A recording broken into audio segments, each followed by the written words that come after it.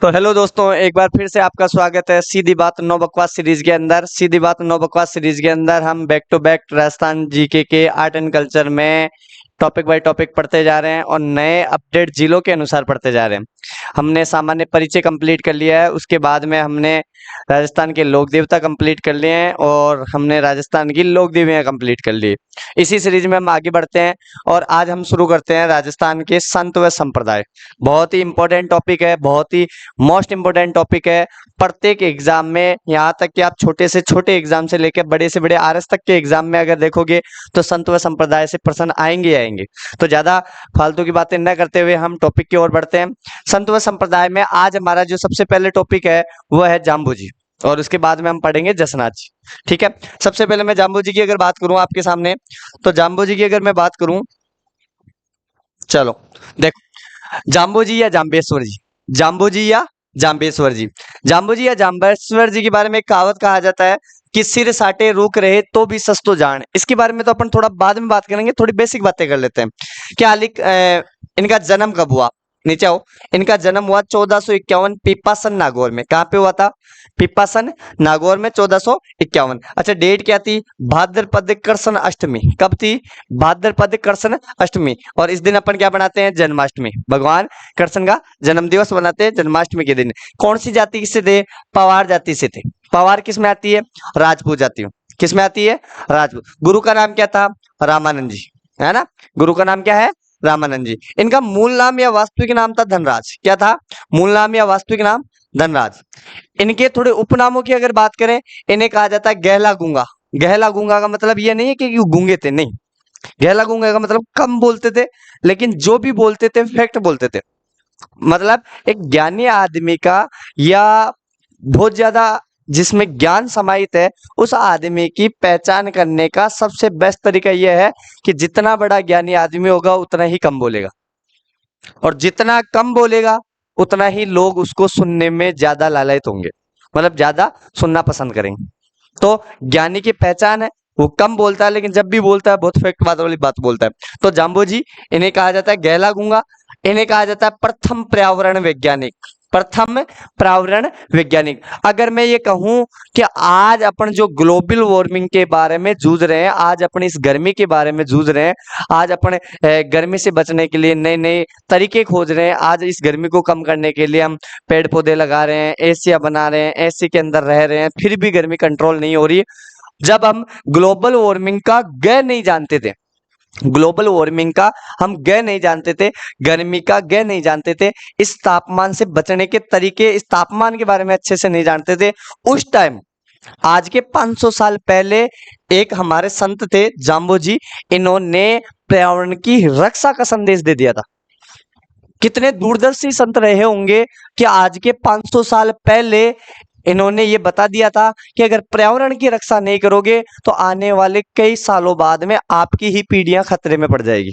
और आज यही हो रहा है कि आज 500 साल बाद में आज गर्मी 21वीं शताब्दी में इतनी बढ़ रही है, इतनी बढ़ रही है कि एसी कूलर फ्रिज वगैरह सब क्या हो रहे हैं? फेल हो रहे हैं। यहाँ तक कि एसी भी काम नहीं कर रही, इतनी गर्मी बढ़ रही है।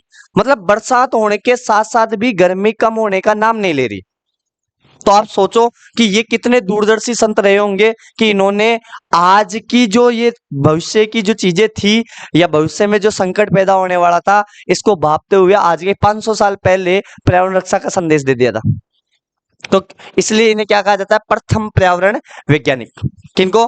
जाम्बू जी को। इसी कारण इन्हें कहा जाता है, इनकी एक कहावत है, सिर साठे रोक रहे तो भी सस्तो जान। सिर साठे, साठे का मतलब होता है बदला। क्या? बदले। मतलब एक मारवाड़ी भाषा में मैं ये कहूं, साटे का मतलब होता है बदले में, कि सिर के बदले में अगर एक रूख बच जाता है ना, वो ज्यादा बेस्ट है। अगर आपका सिर कट जाए और सिर कटने के बाद अगर आप एक पेड़ की रक्षा कर लो, वो ज्यादा बढ़िया है। एक पेड़ बहुत सारे लोगों को जिंदगी दे देता है। एक पेड़ से इतनी ऑक्सीजन पैदा होती है, आप सोच नहीं सकते। एक पेड़ से कितना प्रदूषण कम होता है, कितना तापमान कम होता है, आप नहीं सोच सकते।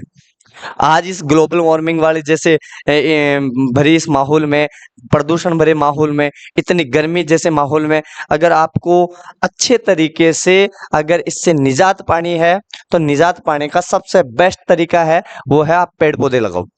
आज बरसात नहीं हो रही है, आज पानी का जल स्तर कम हो रहा है, दिन ब दिन गर्मी बढ़ती जा रही है, लोग प्रदूषण से परेशान है, लोग पानी से परेशान है, पीने का पानी नहीं बच रहा है, जल स्तर दिन प्रतिदिन नीचे गिरता जा रहा है। इन सब का एक ही कारण है कि हम पेड़ पौधों को काटते जा रहे हैं और उनकी जगह बिल्डिंगें बनाते जा रहे हैं।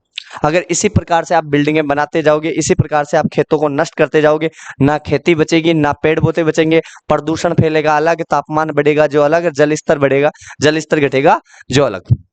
तो इन सब को आपको दूर करने का सबसे बेस्ट तरीका और एकमात्र उपाय है, वो है पेड़ पौधे। तो जितना ज्यादा हो सके उतने ज्यादा पेड़ पौधे लगाइए, हरियाली बढ़ाइए, प्रदूषण को कम कीजिए, बीमारियों को कम कीजिए, जल स्तर को बढ़ाइए। अगर पेड़ पौधे ज्यादा से ज्यादा लगेंगे, हरियाली बढ़ेगी, और हरियाली ज्यादा से ज्यादा बढ़ेगी तो सीधी सी बात है, बरसात होगी, और बरसात होगी इसका मतलब ये है कि सीधा सीधा जल स्तर बढ़ेगा, गर्मी कम होगी। इसके अलावा कोई दूसरा उपाय।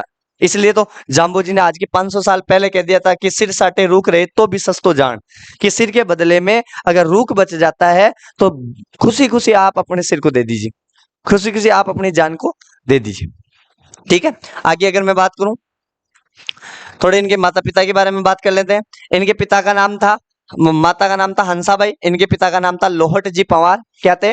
लोहट जी पवार। विष्णु के अवतार माने जाते हैं, कोई विष्णु बोलता है, कोई कृष्ण बोलते हैं, बात एक ही है, कोई दिक्कत नहीं है ना। भगवान विष्णु के अवतार या कृष्ण के अवतार, ठीक है। इन्होंने एक समाज, एक संप्रदाय चलाया, उस संप्रदाय का नाम है क्या? विष्णोई संप्रदाय। कौन सा संप्रदाय? विष्णोई संप्रदाय। इस विष्णोई संप्रदाय की स्थापना इन्होंने 1485 में समरथन बीकानेर में की थी। कहां पे की थी? समरथन बीकानेर में। अच्छा, इसका नाम बिश्नोई कैसे पड़ा? इन्होंने जो समाज की स्थापना की उसका नाम बिश्नोई क्यों पड़ा? क्योंकि इनके जो नियम थे वो थे 20+9, 20+9 नियम होने के कारण इनका नाम पड़ गया बिश्नोई। 20+9 नियम होने के कारण इनका नाम क्या पड़ा? बिश्नोई। वह 120 शब्द है विश्नोई समाज में। अगर मैं ये कहूं कि कितने नियम है, आप कहोगे 29 नियम है। फिर मैं कहूं कितने शब्द है? 120 शब्द है। और ये किस दिन दिए गए? कार्तिक कृष्ण अष्टमी के दिन, जन्माष्टमी का दिन था, उस दिन दिए गए विश्नोई समाज को। ठीक है। प्रथम विश्नोई कौन बने? पुलोजी पवार बने। विश्नोई समाज में प्रथम विश्नोई जो बने, जिन्होंने इस समाज को धारण किया, धर्म को धारण किया, वो है पुलोजी पवार। फिर मैं अगर कहूं कि इसके क्या क्या नियम, अच्छा 20+9 का मतलब क्या है? कि 9 नियम तो ऐसे हैं इन 29 नियमों में से जो पर्यावरण रक्षा के बारे में बताते हैं। इनमें से कुछ मुख्य मुख्य नियम मैं आपके सामने लेके आया हूं, प्रमुख नियम या शिक्षाएं। जैसे नीला वस्त्र नहीं पहनना, नीला वस्त्र नहीं पहनना चाहिए, है ना। नीला वस्त्र ये माना जाता पॉजिटिविटी का सूचक नहीं होता। अगर कुछ भी आप अच्छे काम में जाओ, नीला वस्त्र ना पहनो, है ना, ये इनका मानना है। तो नीला वस्त्र नहीं पहनना चाहिए। अमावस्या को व्रत रखते हैं, अमावस्या को व्रत रखना चाहिए। ठीक है। हरे पेड़ पौधे नहीं काटने चाहिए। भाई आपको पता है कि जाम्बो जी किधर से आते हैं? पश्चिमी राजस्थान से। नागौर में इनका जन्म हुआ, पीपासन में, है ना। पश्चिमी राजस्थान में ये रहते थे, उधर पेड़ पौधे पहले ही नहीं थे। आपको पता है जो पेड़ पौधे थे अगर उनको भी काट दिया जाएगा तो फिर होगा क्या? तो इन्होंने अपने संदेशों में एक संदेश शामिल किया कि हरे पेड़ पौधों को नहीं, हाँ सूख जाए, अगर मान लो कोई पेड़ बिल्कुल सूख जाए और बिल्कुल नीचे गिर जाए तो फिर देखो उसको काटना कोई बुरी बात नहीं है। लेकिन आप बिल्कुल हरा भरा पेड़ है, अगर उसको आप काट रहे हो तो ये तो मूर्खता है। अच्छा, हरे पेड़ पौधों को नहीं काटना चाहिए। आरपीसी ने एक बार क्वेश्चन पूछा था कि बताओ विश्नोई समाज का या जाम्बो जी का जो पवित्र वृक्ष है वो कौन सा है? तो उन्होंने आंसर माना था वो खेजड़ी। वो खेजड़ी किस लिए माना था? हालांकि जाम्बो जी ने तो कंप्लीट वृक्षों के लिए कहा था, सभी प्रकार के पेड़ पौधों के लिए कहा था, लेकिन पश्चिमी राजस्थान में सबसे ज्यादा चलती खेजड़ी है। और खेजड़ी चलने के कारण इन्होंने पर्टिकुलर आरपीसी ने जो एग्जाम में आंसर माना वो कौन सा माना? वो खेजड़ी माना। तो आप ये भी थोड़ा ध्यान रख सकते हो। आगे और थोड़ी शिक्षाओं की बात करूं मैं, तो इन्होंने कहा भाई जीव हत्या नहीं करनी चाहिए। क्या नहीं करनी चाहिए? जीव हिंसा नहीं करनी चाहिए। जाम्बो जी ने तो सभी जीवों के लिए कहा था, भाई जीव कोई सा हो, छोटा सा अगर चींटी भी हो, उस चींटी की भी हत्या क्यों होनी चाहिए, उसकी भी हिंसा क्यों होनी चाहिए। लेकिन पर्टिकुलर आरपीएस ने क्वेश्चन पूछा और उसके अंदर हिरण को आंसर सही मान लिया। और क्या पता ये हिरण वाली जो कहानी है वो सलमान खान से मिलती जुलती है ना, कि एक बार सलमान खान अपनी फिल्म की शूटिंग करते दौरान हिरण का शिकार कर लेते हैं। उसका केस आज तक चल रहा है, 20 साल हो गए, है ना। तो हो सकता है इससे जोड़ लिया हो। तो हिरण उन्होंने आंसर माना था भाई। विश्नोई समाज का पवित्र जो जीव है वो कौन सा है, वो हिरण है। बाकी सभी जीव की हिंसा नहीं करने। अच्छा, विधवा पुनर्विवाह शुरू किया था, कितने दूरदर्शी हो रहे होंगे सोचो आप। विधवा पुनर्विवाह शुरू कर दिया था इन्होंने। पानी को उबालकर छानकर पीना चाहिए। अरे पहले वाटर कूलर वगैरह तो होते नहीं है। अगर आज भी वाटर कूलर वगैरह होते तो कोई मतलब नहीं है भाई। ये अपन कहते हैं कि वाटर कूलर से पानी वगैरह साफ हो जाता है और इससे बीमारियां नहीं होती, ये सब कहने की बात है। उस टाइम का सबसे बड़ा जो वाटर कूलर था वो ये था कि पानी को उबालो, फिर छानो और छान कर पियो। सर इतना टाइम थोड़ी लगता है। अगर अपने स्वास्थ्य को ठीक रखना है, अगर अपने शरीर को सही रखना है, बीमारियों से दूर रखना है, तो पानी को तो देखो गर्म करना ही पड़ेगा, उबालना ही पड़ेगा। उबालने से क्या होगा, पानी में जितने भी कीटाणु होंगे वो मर जाएंगे। छानने से क्या होगा, कोई भी कचरा होगा, कोई भी कीटाणु होंगे वो बाहर निकल जाएंगे। उबालकर छानकर अगर पीते हो ना, वो पानी आपके शरीर के लिए, स्वास्थ्य के लिए बहुत ठीक रहता है। और कोशिश क्या करो कि पानी को जब भी पियो आप सीधे यूं ना पियो। अगर आप सीधे यूं ऊपर मुंह करके सीधा पानी पीते हो, पानी आपके सीधे पेट में जाता है और वो आपको साइड इफेक्ट करता है, वो आपको नुकसान देता ही देता है। प्राचीन समय में हमारे राजस्थान में आज भी हमारे जो बड़के हैं, बूढ़े बड़े लोग हैं, दादाजी है, दादी जी है, आज भी वो पानी पीते ऐसे। ये कौन सा तरीका होता है, ये ओक मांडे। और ये ओक मांडकर पानी पीने वाला जो तरीका है वो सर्वश्रेष्ठ है, अच्छा है। पानी आपको स्वाद लगेगा और पानी आप ज्यादा पी पाओगे। अगर ऐसे पीते हो मुश्किल से आधा गिलास पानी पी पाओगे और आपकी प्यास भी नहीं बुझेगी। इसलिए तो देखो आजकल की जनरेशन जाती है और पानी पीती है, थोड़ा पानी पी फिर आधे घंटे में फिर चलेगी, फिर 10 मिनट में फिर चलेगी। पहले ये होता था कि आपने 2-3 गिलास एक साथ ओक मारने के पानी पी लिया और उसके बाद में 1-2 घंटे की जा पड़ी। तो ऐसा सिस्टम होता है। तो पानी को उबालकर छानकर पीना चाहिए। हाँ, विश्नोई समाज पर्यावरण रक्षा में बलिदान देता है, उसे खड़ाड़ा साका कहा जाता है। Very very most important. Bishnoi समाज पर्यावरण रक्षा में जो बलिदान देता है उसे किस नाम से जाना जाता है, खड़ाड़ा साका। एक बार पूछा था खड़ाड़ा साका क्या है, कि विश्नोई समाज पर्यावरण रक्षा में जो बलिदान देता है उसे क्या कहा जाता है, खड़ाड़ा साका। पर्यावरण रक्षा में सर्वप्रथम जो बलिदान दिया था वो 2 महिलाओं ने दिया था, एक का नाम है कर्मा, एक का नाम है गौरा। सर्वप्रथम बलिदान देने वाली विश्नोई समाज की 2 महिलाएं कर्मा और गौरा। अच्छा, अमृता देवी जो पुरस्कार दिया जाता है वो पर्यावरण रक्षा में ही दिया जाता है। अगर मैं पर्यावरण रक्षा की बात कर रहा हूं तो आपको वो कहावत, वो कहानी याद आ रही होगी कि जोधपुर के एक महाराजा थे अभय सिंह। अभय सिंह ने अपने महल के निर्माण के लिए सेना को आदेश दे दिया था कि जाओ और वन से या जंगल से लकड़ियां काट के लेके आ जाओ। ये माना जाता है अभय सिंह की वो घटना, अभय सिंह ने पूरी सेना को लकड़ियां काटने के लिए भेज दिया था। और अमृता देवी विश्नोई जो थी उन्होंने क्या किया था, उन सैनिकों के आड़े आ गई थी, उन सैनिकों को जंगल को, लकड़ियों को नहीं काटने दिया था। ये माना जाता है अमृता देवी विश्नोई और उनके साथ में 363 महिला पुरुष, वो सारे के सारे पेड़ों से चिपक गए थे और पेड़ नहीं काटने दिए थे। ये माना जाता है वहां के सैनिकों ने, वहां के सेनापति ने उनको पेड़ों सहित काट दिया था। और उस घटना को कहा जाता है खेजड़ली घटना। अगर आपको पता हो तो खेजड़ली घटना पूछ सकते हैं आपको। खेजड़ली घटना किसके समय हुई, अभय सिंह के में। किसके समय, अभय सिंह के। इसका नेतृत्व कौन कर रही थी, अमृता देवी विश्नोई। मैं कहूं इसमें कितने महिला पुरुष थे, 363। मैं कहूं ये किस दिन हुई थी, ये 12 सितंबर को हुई थी। और इसी कारण 12 सितंबर को क्या बनाया जाता है, 12 सितंबर को खेजड़ी दिवस मनाया जाता है, वृक्ष दिवस मनाया जाता है।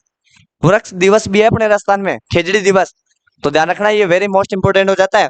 तो पर्यावरण रक्षा में या पर्यावरण के क्षेत्र में कौन सा पुरस्कार दिया जाता है, अमृता देवी पुरस्कार।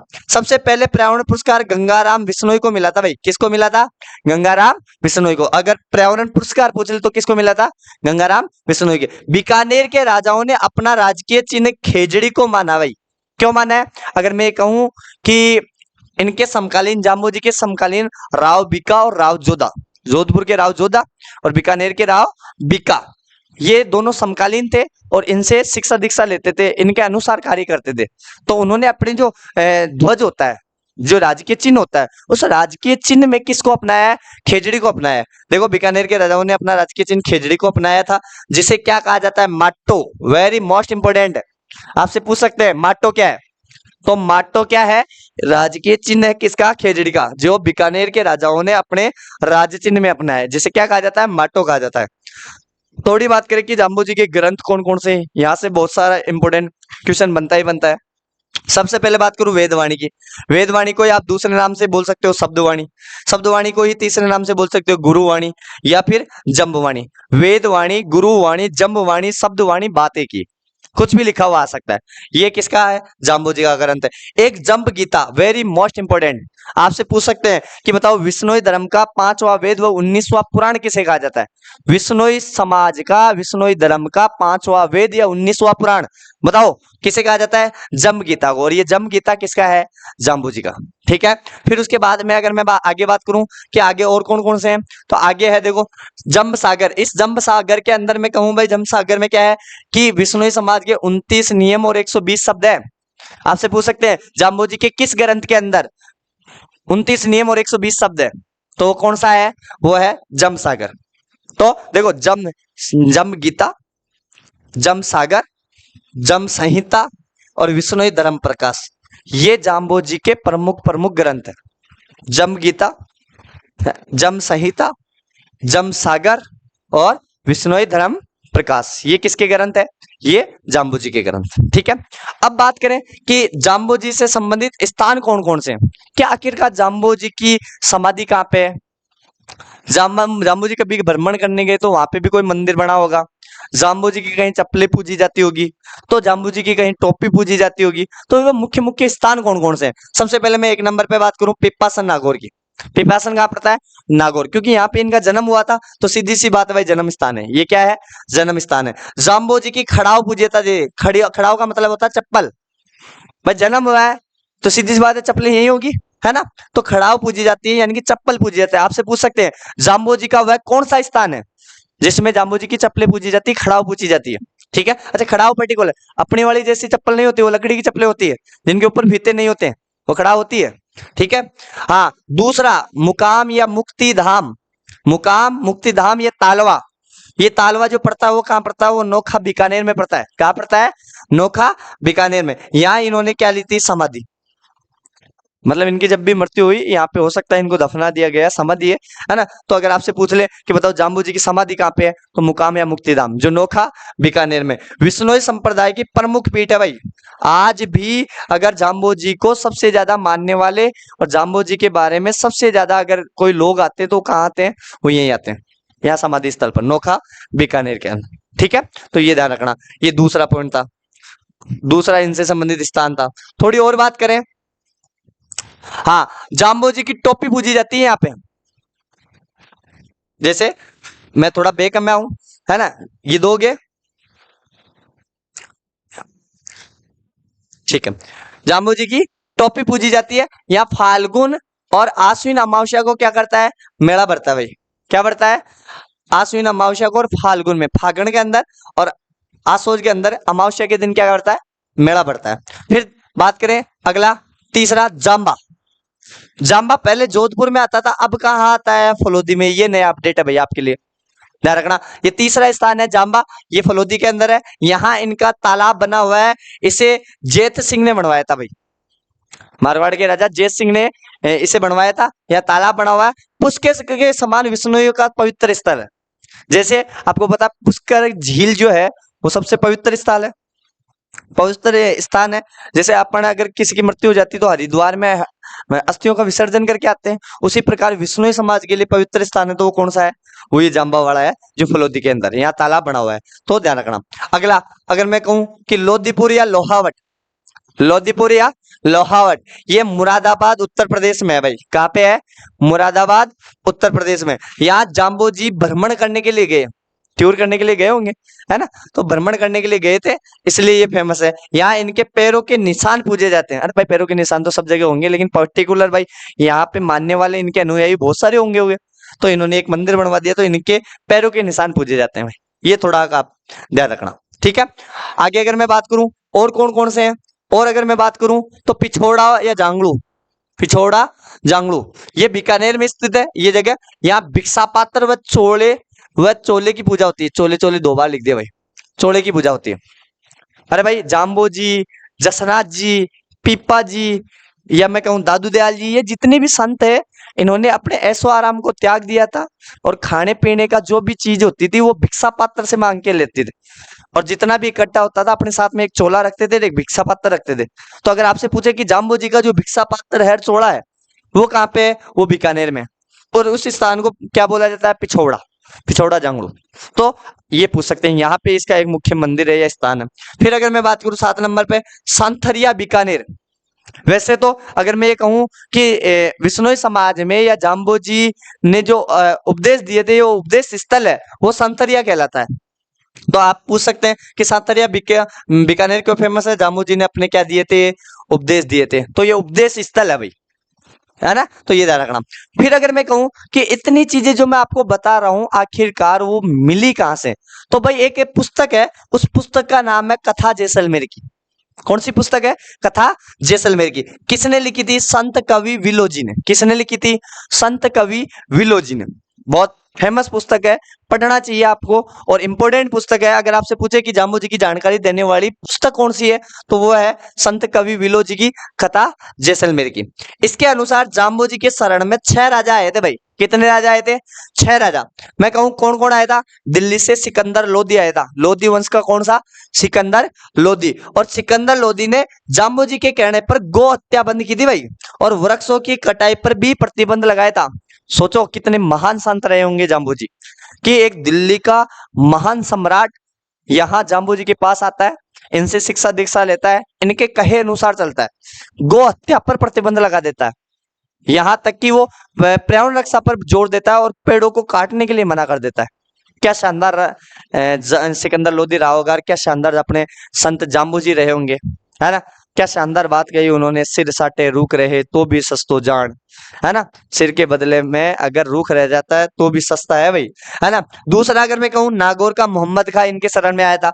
तीसरा मैं कहूँ मेड़ता का राव दूधा इनकी शरण में आया था। ठीक है, आगे अगर मैं बात करूं और कौन कौन आए थे, और यहाँ पे देखो जोधपुर का सातल देव आया था।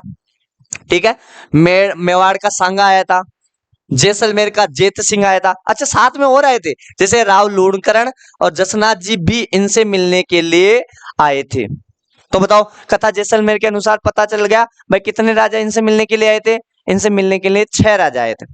तो ये आज का हमारा सेशन था संत जाम्बू जी के बारे में, और आशा करता हूं कि हमने लगभग लगभग सारी कंप्लीट चर्चाएं जाम्बू जी के बारे में कर ली है। अगर कोई भी चीज आप रह जाती है, अगर कोई भी चीज में आपको प्रॉब्लम है, तो आप हमें कमेंट बॉक्स में बताएं। और हमारी क्लास है आपको कैसी लग रही है, हमारी मेहनत आपको कैसी लग रही है, जरूर बताएं। धन्यवाद।